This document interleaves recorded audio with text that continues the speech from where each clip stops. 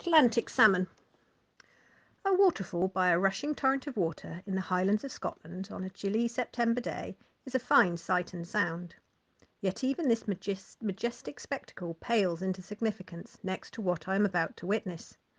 One of the river's inhabitants on its spectacular return journey to the place where it was born. I endure several false alarms. The sudden appearance of a plume of water, flashing in the weak autumn sun as the current strikes a rock.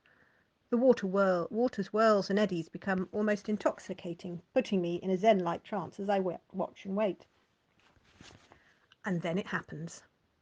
A flash of silver emerges from the black river like Excalibur, forging upwards until it leaves the waters way behind and flies through the air like a javelin.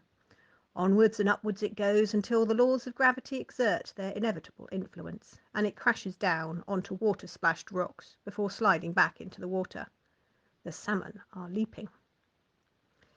The Atlantic salmon, as its name suggests, spends much of its life out in the mysterious waters of that vast and mighty ocean. But it was not born at sea, nor will it die there. Its life begins and ends in the quiet, slow-flowing waters near the river's source. This mighty fish began life several years ago, when it hatched out of a tiny egg, one of the thousands laid here.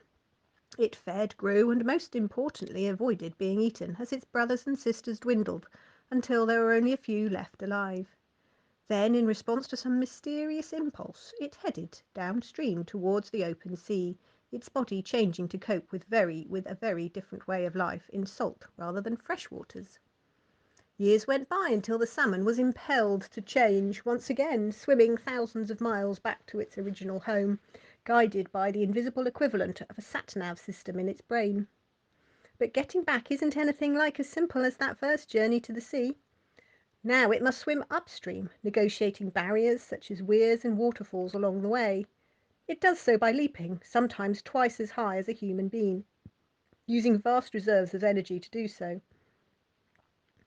Only when it finally arrives back in the place where it was born 5 or 6 years ago does the salmon rest a while, then mate, after which the female deposits her huge clutch of eggs. Having made such a mighty effort to get here, both male and female are exhausted, and the vast majority dies soon afterwards. But their work is done, and soon a new generation of Atlantic salmon will be growing here in this remote and beautiful waterway.